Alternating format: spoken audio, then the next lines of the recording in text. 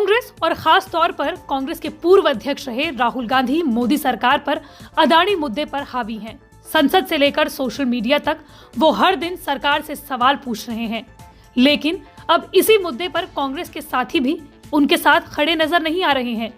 7 अप्रैल को निजी news channel NDTV को एनसीपी प्रमुख शरद पवार ने एक इंटरव्यू दिया, जहां उन्होंने अदानी मुद्दे पर कांग्रेस के खिलाफ ही बात बोल दी।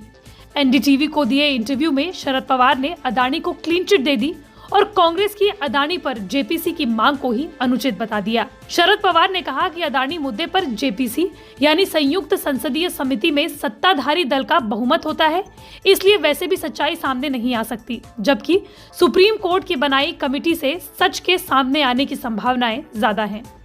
अमेरिकी रिसर्च फर्म हिंडनबर्ग की आलोचना करते हुए शरद पवार ने कहा कि ऐसा लगता है कि इस रिपोर्ट के जरिए अडानी ग्रुप को टारगेट किया गया। हालांकि उन्होंने ये भी कहा कि अगर अडानी ग्रुप ने कुछ गलत किया है तो उसकी जांच होनी चाहिए। दरअसल 24 जनवरी को अमेरिकी रिसर्च फर्म हिंडनबर्ग ने अडानी को लेकर एक रिपोर्ट छापी, जहां अडानी ग्रुप पर फाइनेंशियल फ्रॉड का आरोप लगा। इस रिपोर्ट के आने के बाद गौतम अडानी ग्रुप को भारी नुकसान झेलना पड़ा और मोदी सरकार भी कांग्रेस के निशाने पर आ गई। शेयर बाजार से लेकर संसद तक पर खूब हंगामा हुआ। राहुल गांधी लगातार अडानी मुद्दे पर मोदी सरकार को घेर रहे हैं। सोशल मीडिया पर भी लगातार कांग्रेस #JPC चला रही है, लेकिन कांग्रेस इस मुद्दे पर अपने ही साथियों को एकजुट करने में विफल रही है।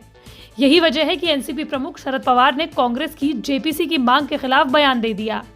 उन्होंने कहा कि विपक्ष ने एक फर्म की ओर से दी गई रिपोर्ट को जरूरत से ज्यादा महत्व दिया।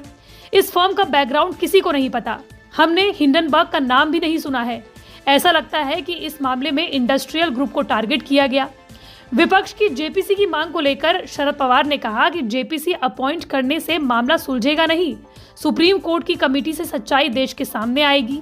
इस मामले में जेपीसी की कोई जरूरत नहीं है, इसका कोई महत्व नहीं है। शरद पवार देश की राजनीति में पिछले 6 दशक से हैं। इस इंटरव्यू में जहां उन्होंने कर्नाटक चुनाव में कांग्रेस की मजबूत स्थिति की बात की, तो अडानी ग्रुप पर जांच को लेकर वो बिल्कुल अलग नजर आए। उन्होंने कहा कि मेरा मानना है कि कई मामलों पर जेपीसी अपॉइंट हुई थी। एक बार कोको कोला के मामले में जेपीसी अपॉइंट हुई थी, जिसका खुद मैं चेयरमैन था, तो जेपीसी इससे पहले कभी नहीं हुई।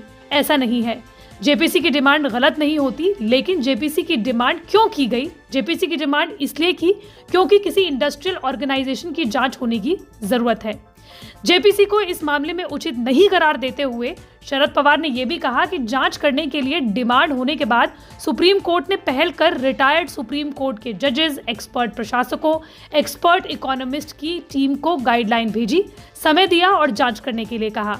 दूसरी तरफ विपक्ष की मांग थी कि संसद की समिति नियुक्त की जाए। अगर संसदीय समिति नियुक्त यानी जेपीसी बनाई भी जाती है तो संसद में सत्ता पक्ष का ही बहुमत है। जांच भी सत्ता पक्ष के खिलाफ थी। जब सत्तारूढ़ दल के खिलाफ मांग होने पर उसकी जांच के लिए अगर सत्तारूढ़ दल के लोग ही रहेंगे तो सच्चाई सामने कहां से आएगी? इस बारे में आशंका पैदा हो सकती है। इसलिए सुप्रीम कोर्ट, जिसमें किसी का भी प्रभाव नहीं है, वो जांच करती है तो ज्यादा सच्चाई देश के सामने आती है। इसलिए सुप्रीम कोर्ट द्वारा जांच का ऐलान करने के बाद जेपीसी का कोई महत्व नहीं रहा, इसकी आवश्यकता नहीं रही। यही नहीं, शरद पवार ने तो एक तरीके से अडानी की तुलना टाटा बिरला ग्रुप से भी कर दी। एनसीपी प्रमुख ने कहा कि जब हम राजनीति में आए थे तब सरकार पर हमला करने के लिए टाटा बिरला पर हमले किए जाते थे। बाद में पता चला कि टाटा का इस देश में कितना योगदान है। आजकल टाटा बिरला की जगह अडानी अंबानी पर हमला किया जा रहा है, जबकि बिजली क्षेत्र में अडानी का महत्वपूर्ण योगदान है।